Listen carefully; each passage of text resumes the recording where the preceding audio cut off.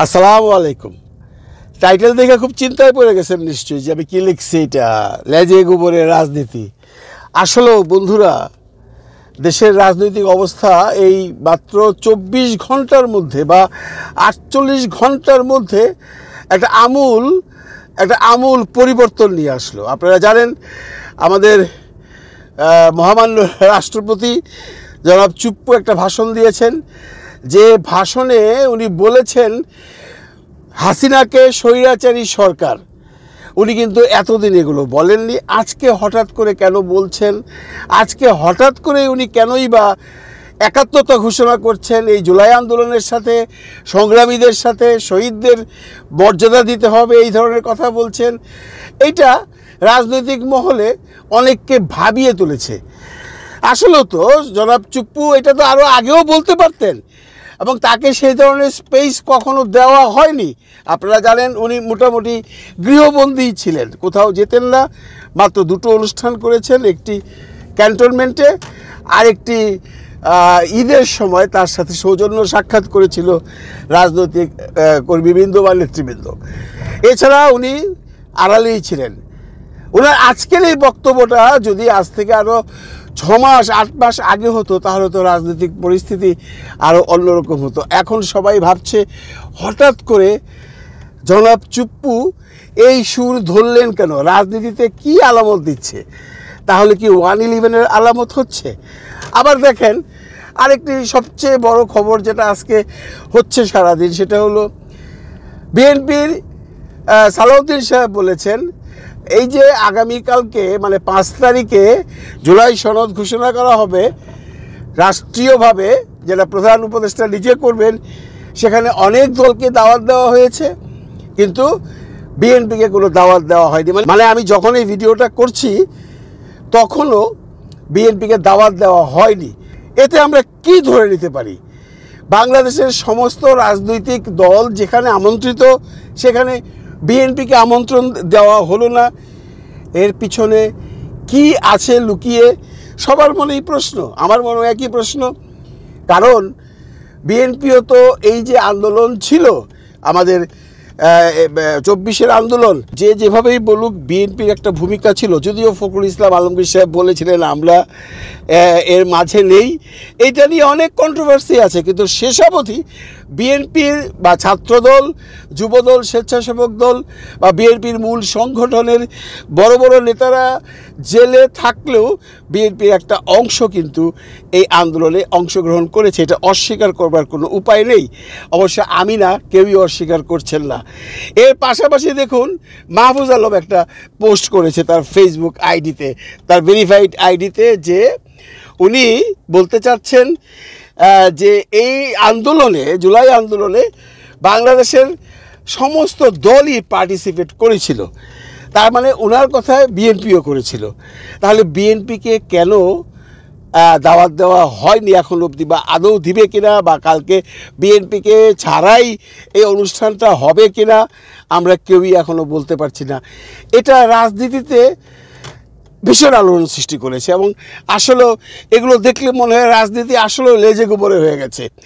তারপর ধরুন এই যে গত 3 তারিখের যে এনসিপির একটা মহাসম্মেলন ছিল শহীদ মিনারে, সেইখানে উপস্থিতি নিয়ে বিরাট একটা কন্ট্রোভার্সি হচ্ছে, আপনারা সবাই জানেন। যেহেতু সবাই বলছে শিবিরের সাথে দূরত্বের কারণে সেখানে মানুষজন নিতে পারেনি এনসিপি, সেটাও হতে পারে। এখন এনসিপির থেকে আবার বলা হচ্ছে মাহফুজের যে পোস্টে, সেটাতে বোঝা যাচ্ছে তারা হয়তোবা এই ব্যাপারটাকে সমাধান করতে চায়, বা তারা একসাথে আবার কাজ করতে চায়। এছাড়া আরেকটি ঘটনাও রাজনীতির লেজে গোবরের অবস্থাটা মনে করিয়ে দেয়। আপনারা জানেন বেশ কিছুদিন আগে ফখরুল ইসলাম আলমগীর সাহেব বলছিলেন আমরা কি একটা 1/11-এর পথে যাচ্ছি কি না। সেটা নিয়ে ওই সময় অনেক আলোচনা হয়েছে, আমি অনেক ধরনের কথাবার্তা বলেছি। এই কথাটা উনি কেন বললেন, কেন আজকে 1/11-এর কথা আসছে? কিন্তু আজকে মাহফুজ আলম যে বা সরকারের উপদেষ্টা এবং একজন এনসিপির সমর্থক, বা উনি একসময় শিবিরেও ছিলেন আমরা জানি, উনি বর্তমানে তথ্য উপদেষ্টা, উনিও বলছেন যে আমরা কি একটা 1/11-র আলামত দেখতে পাচ্ছি কি না। কেন এই সমস্ত কথাবার্তা উঠছে? এর পিছনে অনেকগুলো কারণ আছে বন্ধুরা। সবাই জানে যে এনসিপি প্রফেসর ডক্টর মোহাম্মদ ইউনূসের কিংস পার্টি, সরাসরি হোক ডাইরেক্টলি হোক ইনডাইরেক্টলি হোক, এটা মানুষজন জানে যে এতে প্রফেসর ইউনূসের সমর্থন আছে। এখন অনেকেই বলছে সরকারের ভিতরে একটি দল চায় না যে প্রফেসর ডক্টর মোহাম্মদ ইউনূস থাকুক, নতুন কোনো সরকার আসুক, এসে একটা অন্তর্বর্তী সরকার করে ইলেকশন দিয়ে যাক। আমি কেন এই কথা বললাম? দেখুন, সরকারের ভিতরেরই একজন ইফতেখার সাহেব, যিনি ঐকমত্য কমিশনে আছেন, উনি আজকে বলেছেন এনসিপি কিংস পার্টি। তার মানে উনি বোঝাতে চাচ্ছেন এই এনসিপি কিংস পার্টি হওয়াতে এইভাবে যদি ইলেকশন হয় তাহলে একটা সুষ্ঠু নির্বাচন হবে না। এতে কি আলামত দেয়? এতে বোঝা যায় একটি জিনিসই, যে সরকারের ভিতরেও একটা বিভক্তি চলে আসছে। সরকারের ভিতরেও একটি দল চায় যে ইউনূস সরকার থাকুক, কিংস পার্টিকে সমর্থন দিয়ে একটা ফ্রি অ্যান্ড ফেয়ার ইলেকশন দিয়ে উনি চলে যাক। আরেকটি দল চায় না, ইউনূস সরকার যদি থাকে তাহলে উনি কিংস পার্টিকে সমর্থন দিতে যাবে, তখন সেটা নিয়ে কন্ট্রোভার্সি হবে, সমালোচিত হবে এই সরকার, সেই দায়িত্ব বা সেই দায় আমাদের উপর পড়বে। আমরা চাই না ইউনূস সাহেব থাকুক, এখনই একটা অন্তর্বর্তীকালীন সরকার তৈরি করা হোক, সেটা যত শীঘ্র সম্ভব, এবং ইউনূস সাহেবকে বিদায় দেওয়া হোক। এই ধরনের আলোচনাও হচ্ছে। এখন পরিস্থিতি কোন দিকে যাচ্ছে এটা নিয়ে যদি পর্যালোচনা করতে যান, আপনার নিজেরই মাথা খারাপ হয়ে যাবো ভাই। কারণ চারিদিক থেকে বিভিন্ন রকম সংবাদ, বিভিন্ন রকমের ঘটনা, বিভিন্ন রকমের কার্যকলাপ আমরা দেখতে পাইতেছি। এগুলোতে মনে হয় সরকারও খুব একটা স্বস্তিতে নাই, রাজনৈতিক দলগুলো কোনো স্বস্তিতে নাই। ইভেন কি এমন কথাও বাজারে উঠছে যে চুপ্পু সাহেব থাকবেন এবং নতুন একটা সরকার গঠন হবে, সেই সরকার 3 মাসের মধ্যে ইলেকশন দিবে ফ্রি অ্যান্ড ফেয়ার, এবং ইউনূস সরকারকে পদত্যাগ করানো হবে। এটা থেকে নাকি বিএনপিরও সমর্থন আছে। থাকতেই পারে, কারণ বিএনপি তো একটা জিনিস বোঝে যে ইউনূস সরকার যদি থাকে তাহলে হয়তো বা তাদের ধারণা, তাহলে হয়তো ইউনূস সরকার এনসিপিকে ইলেকশনের সময় বিপুলভাবে সমর্থন দিবে, যেটা তাদের জন্য সমস্যা সৃষ্টি হতে পারে।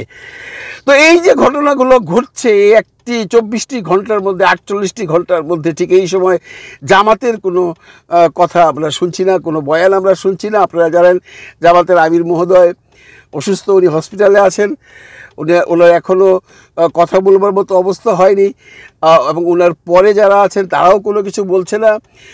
এবং শিবিরের সাথে যে দূরত্ব এনসিপির সাথে হয়েছিল, সেটা কতটুকুন ঘুচেছে বা কতটুকুন ঘুচাতে পেরেছে সেটা নিয়েও এখন সন্দিহান। একটা কথা তো সত্য, আপনি যেভাবেই বলেন আপনাকে মানতে হবে যে এনসিপি, জামাত, শিবির বা ইসলামী ঐক্য আন্দোলন বা ইসলামিক জোটের সমর্থন ব্যতীত এইবার এই যে দেশে সামনে ইলেকশন হচ্ছে, সেখানে খুব একটা ভালো রেজাল্ট করতে পারবে না। এখন যে অবস্থাটা হয়েছে আমাদের দেশের রাজনৈতিক পরিস্থিতি, তাতে করে আমরা কেউই স্বস্তিতে নেই। কালকে বিকেল 5টার সময় কি ঘটবে কেউ বলতে পারতেছে না ভাই। যে এই যে এক একটা ঘটনা ঘটতেছে, সরকারের ভেতরে, সরকারের বাইরে, রাজনৈতিক দলের মধ্যে, রাজনৈতিক দলের সাথে, এইটার শেষ কোথায়?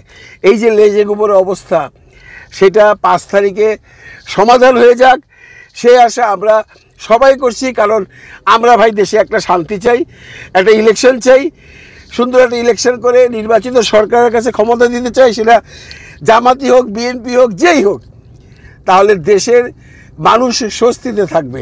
আমরা আশাবাদী, আমরা আশা করব খুব সুন্দর একটা সমাধান করে আগামীকাল জুলাই ঘোষণা করে সবাইকে নিয়ে একটা সুন্দর ডিসিশন যেন সরকার দেন, যাতে করে বাংলাদেশের মানুষ সবাই স্বস্তিতে থাকে। আমরা আর কোনো বড় ধরনের সমস্যার সম্মুখীন হতে চাই না। ভালো থাকবেন সবাই, ভালো রাখবেন সবাইকে।